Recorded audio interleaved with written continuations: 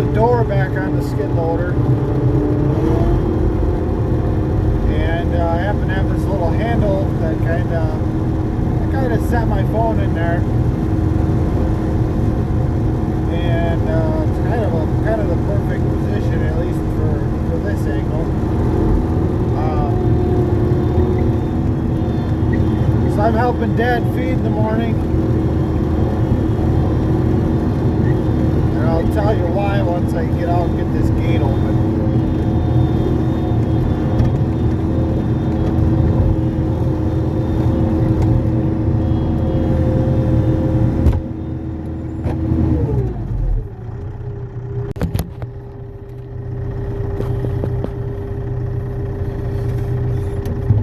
So yeah, I help feed steers occasionally. This morning I got done early and Dad's a little behind yet. So our mixer, we broke our mixer.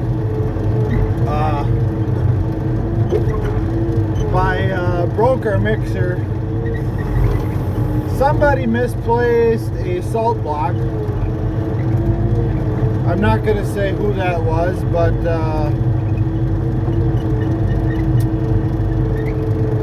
it wasn't me.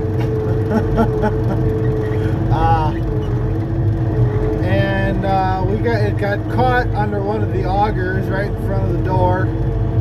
And instead of shearing the pin like it's supposed to happen, we pushed it right through the floor.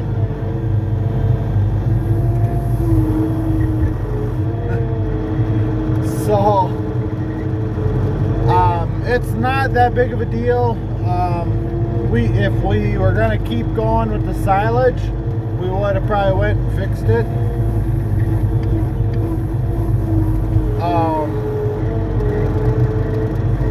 Took it to the welder, and he could have fixed it up. But because we're like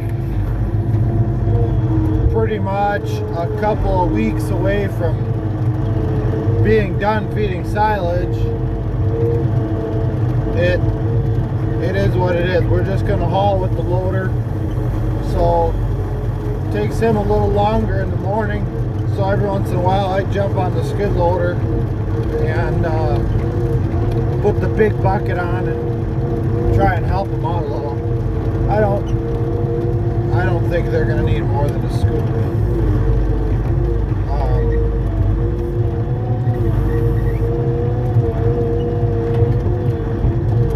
So we got this trucker coming today. We're going to sell a load of steers this morning, and then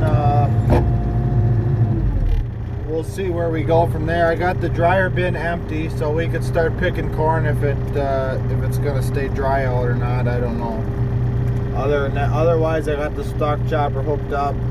We chopped the little stalks yesterday. I guess we'll see what happens.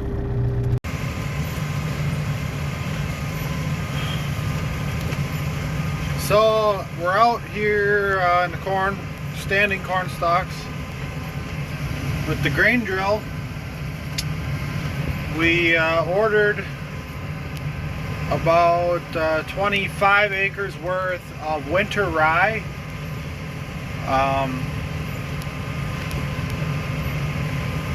Our plan is to put some beans on here next spring. So this is right up behind the barn. I want to graze a portion of it. I might possibly bale a portion of it, and I want to plant into another portion of it. Whether we spray it off and kill it early on and plant early, or if we hold off and plant a little later into a standing crop. I need to do some research, try and figure out how to go about doing it if that's what we're going to do. I'm thinking we might just try and plant into a shorter crop. Well, I don't know.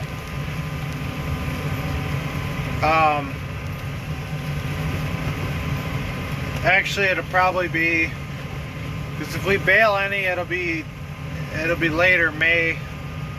Maybe then I'll just leave a couple of strips, and I'll have to figure out how to crimp it down. But so we're working it a little late tonight. Kind of did some running around today, and we're all set up to start picking corn again tomorrow. So I need to get the drill empty so we get the drill off the big tractor and hook it back on the cart. So also, if you just noticed, I'm planting at, I would say, is probably a 5-degree angle.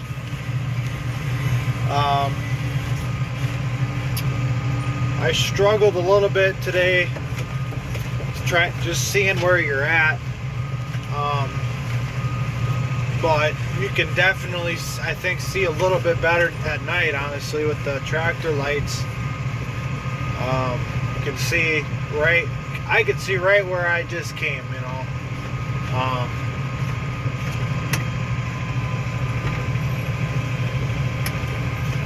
So it works pretty good, I guess, at night. We chopped some stalks, just a small portion of where I started, and that I couldn't see at all where I was. I don't know if I could see it now at all. I probably wouldn't even see it tonight where I'm at in the dark, but this is working really well. We're not to the point of having GPS, but this is definitely a job that, but if we were trying to do like wheat or something that we were gonna harvest to like a cash crop, it would matter. We would have to try and keep the gaps closed, and you know, obviously you don't want to overlap too much. This is just a cover crop. We're just playing around is what we're doing. If this does work, now I don't know what we're gonna do. I'm probably just gonna no-till most of this. We'll just come out and no-till beans in, or maybe we'll do some disking. Oh, hit it with the sunflower. I would say I'd like to just come out and no-till it, but we'll see. They say the roots on winter rye will go up to 8 inches deep, I think. So I mean, you know, compaction, this should really work out the compaction a little bit anyways. But anyways, I'm gonna keep going. I gotta finish up this triangle and then go on the other side a while until I run out, and we'll go from there. I should probably go to bed. But alright, we'll talk to you guys tomorrow. Hey folks, another long day gonna happen today. We're transferring corn to the big bin. So my plan was to show you guys what it takes to do this all, and I'll try and do that today, depending how everything goes. But so to switch over, and I'll walk around and show you guys the burner and how that works. But we'll start here in the electrical room. I'll show you what we all have to do. So this is for when the bin is dry and we want to transfer it. So usually the first thing we do, or at least the first thing I did today, we shut the stir-rator off. This is the switch for the stir-rator in the dryer bin. I've talked about what that is, but shut that off. Then I went outside, we shut the gas off. I got the fan running just for a little while to kind of cool everything down and whatnot. Come over here. This is the spreader on the very top of the bin that distributes the corn. We flip for the big bin, we flip that on. Big bin load auger, flip that on. This is the auger up on top, the storage bin that runs from the bottom corner to the top. It's gonna get a little noisy.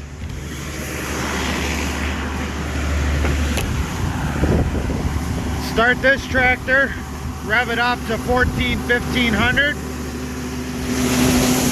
Throw this switch on and we'll crank the door open. And it runs up there to that auger.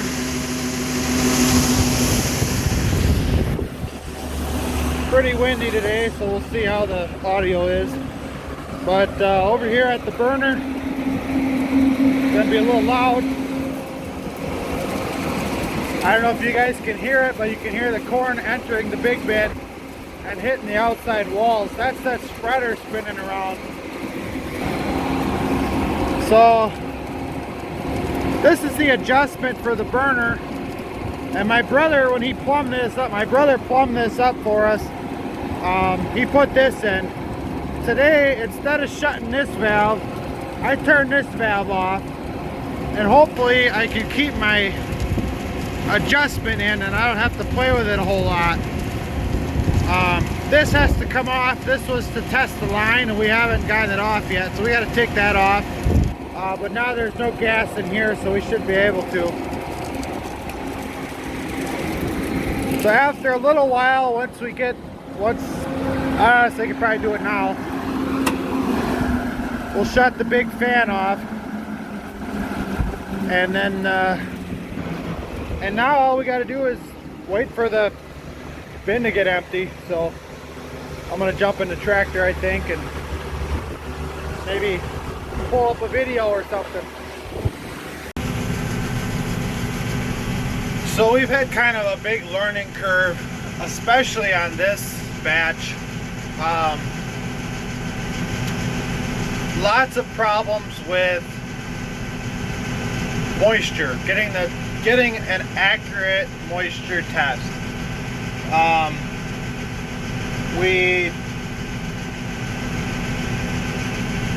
The biggest problem we're having is condensation. So when you enter this bin when it's drying, and you should only enter the bin when you know what you're doing, and only enter the bin when you haven't taken anything out of it. Let's just say that. Unless in this case you run some out, realize it's not ready, shut it off, kick the burner back on, and let the stir-rator go around a few times. Then, then hopefully all your little air pockets and anything is broken up if there was any. So that's exactly what we did. We ran out some, started testing it, realized, yeah, this isn't dry enough. So we took a sample to the co-op, had them test. Their moisture was way higher than what we had,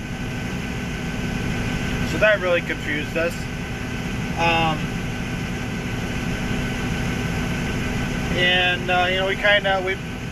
We figured out it was kind of condensation. We brought the tester and the sample pail in the house to keep it room temperature, and then take a sample and take it home, let it sit on the counter for a while, let it cool down to room temperature, test it, and then see what that was. Well, that still wasn't giving us the right answer. We took another sample to the co-op and got a crazy number. So I reached out on Facebook, and Facebook is both a wonderful thing and a terrible thing. at the same time. But I reached out in a grain handling and management group or whatever it was called, and the guy said, if you're taking samples, take it right from the stirrator. Take it right from the stirs. Don't take from anywhere else in the bin, because it'll ultimately, there'll be moisture kind of circulating and it'll get on that. So we tried that. Another guy said he'd pull a sample and set it on a piece of window screen for about 15 minutes. So I took both of their recommendations. I took from the stir, right from the stir this morning, put it on a piece of window screen, and we got 13.5. I feel pretty confident about that. I mean, this dryer's been running for plenty long for what it was. So it is what it is. I think it's dry. When I was walking in there to get the samples, I was sinking into my knees just walking, which is, you know, you got to be careful. You got to know what you're. I mean, I wasn't into my knees, but you know, you're sinking in a ways. That's kind of an old school way of telling your grain's dry. But anyways, yesterday we combined. We filled the semi, we filled the cart, we filled the combine. Dad went out and took some ends off. Today we're going to be hauling with the semi. We got to go around the block a little ways. Too far for the cart. So we're going to be hauling with the semi today. And then the goal is to fill this up and start it drying, switch over to beans and finish the beans off in the next couple of days.